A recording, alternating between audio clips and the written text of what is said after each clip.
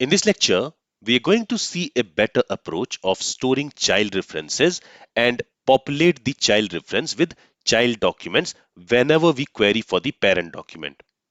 So let me explain what I mean by that.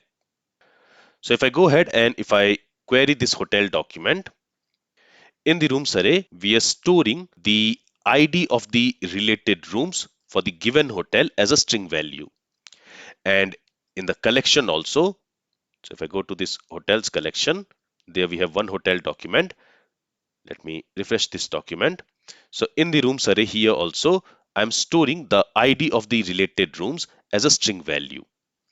Now, instead of storing the IDs of the room documents as string value, if we store it as an object ID, then it will be easier to query documents from the rooms collection. And we can also populate the data using that object ID. So for that, what we can do is we will have to change our model a little bit. So in the hotel model, here the type of this rooms array, it should not be string. If we make it as string, that means we are saying that in this rooms array, I want to store string elements. But here, instead of storing string elements, what I want is I want to store an object ID. So for that, here we are going to use another type, and this is a special type which we have not used so far. And this type is mongoose dot schema dot object ID. Okay, and here this O should be in uppercase. So basically, inside this rooms array, now we want to store the object IDs instead of storing string values. Now, which object ID do we want to store? That also we can specify using ref property here. So to this ref, I'm going to assign room. This room is basically the model which is associated to our rooms collection in the MongoDB database. So here I'm telling that in this rooms array, I want to store the object IDs from the rooms collection. Okay, so let's save the changes. And now what I'm going to do is I'm going to delete these two room documents. So let me delete these two room documents. We refresh the collection. So the rooms collection is empty. And in the hotels collection inside this rooms array, we are storing the string values. So I also want to delete these two IDs from this rooms array. For that, what I'll do is instead of deleting it from here, I will delete the entire hotel document from here. And let me go back to Postman and let me create that hotel document again. So I'm going to create the same hotel document. For that, I'm going to send this request. And here we have a validation error actually, which says it cannot cast to object ID for value of type array. Okay, so let's go back to our application. All right, actually, this rooms, it should store an array. So here, let me cut this. So here we need to specify that this rooms is going to store an array, and the values which we are going to store inside this array, that should have a type of object ID, and the reference should be room. So this is the mistake which I was doing. Let me refactor the document. Okay, so this rooms is going to store an array, but the value which we are going to store inside that array, that should be of type object ID. So now this is fine. Let's go back to Postman again, and now let's send the request. So this time the hotel document is created. Let's go to Compass and let's verify that. So I'm in the hotels collection. If I refresh the collection, there we have one hotel document, and currently the rooms array here is an empty array. Now let's go ahead and let's create a room document. So for that, let's go to Postman, and here we have this post request to create a new room document. So we are making a request to the rooms resource, and after that we are specifying the hotel ID. So let's go ahead and let's create this room document again. And when this room document will be created, the ID of this room will be added to the rooms array of the hotel document. Because if we see the logic which we have written for the rooms controller, there, after creating a room document, we are also updating the hotel document. And in the rooms array of that hotel document, we are pushing the ID of the newly created room. So here also, when I'll create this room document should be created in the rooms collection, and the ID of this room should be added to the rooms array of the hotel document, which has this ID. Let's see if that's the case. So if I send the request, the rooms document is created here, and I can verify that by going to rooms collection. If I refresh it, you will see that a new room document has been created here. And let's go back to the hotels collection. And initially this rooms array was empty, but now it should have an element.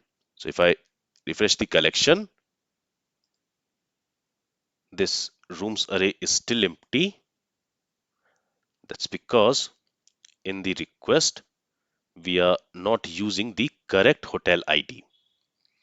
So what I'm going to do is I'm going to copy this hotel ID, because for this hotel ID, I want to create the room. I'll copy this, I'll paste it here. Okay. And again, I'm going back to rooms collection, and I'm going to delete this room document. Okay. Let's go back to Postman and let's create that room document again. So the room document is created. You can see that room document is created. Let's go to hotels collection and let me refresh this collection. And now you will see that this rooms array, it is storing an element, and this element is an object ID. It is not a simple string value. It is an object ID.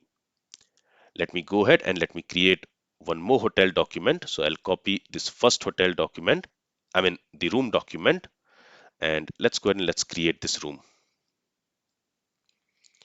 for the same hotel.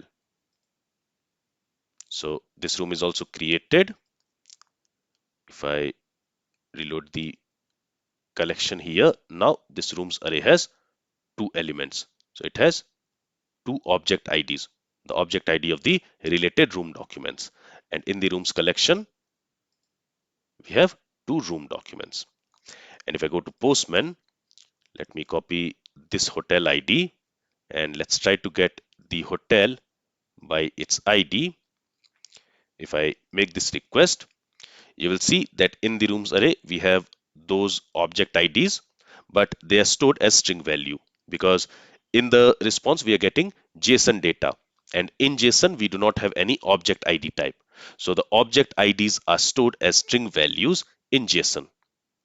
But now what I want is, instead of getting the ID of the room documents, I want to get the entire room document. For that, all we have to do is the place where we are querying the hotel document.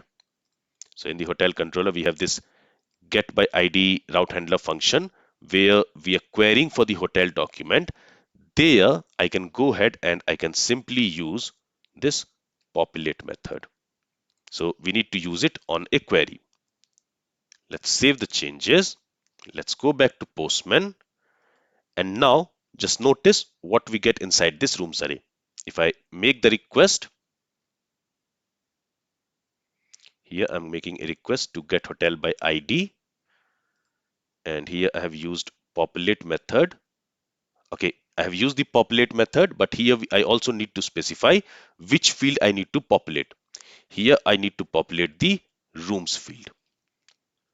Okay, so this is mandatory. Otherwise, the populate method will not know which field it has to populate. So let's go back to Postman and let's make the request again. And this time you will see that inside the rooms array, instead of having the object ID of the rooms, we have the entire room document. So this populate method is very useful when we want to populate the related data from the child documents. Okay. Now remember that when we use populate method, like we are doing here on this query, this populate method, it does not change the data in the document. In the document, in the hotel document, we are still storing the object IDs. So if you see inside this rooms array, we are still storing the object IDs, but while querying the hotel document, when the populate method finds these object IDs, using this object ID, it is going to reference the rooms collection, and from the rooms collection, it is going to query the documents with these IDs.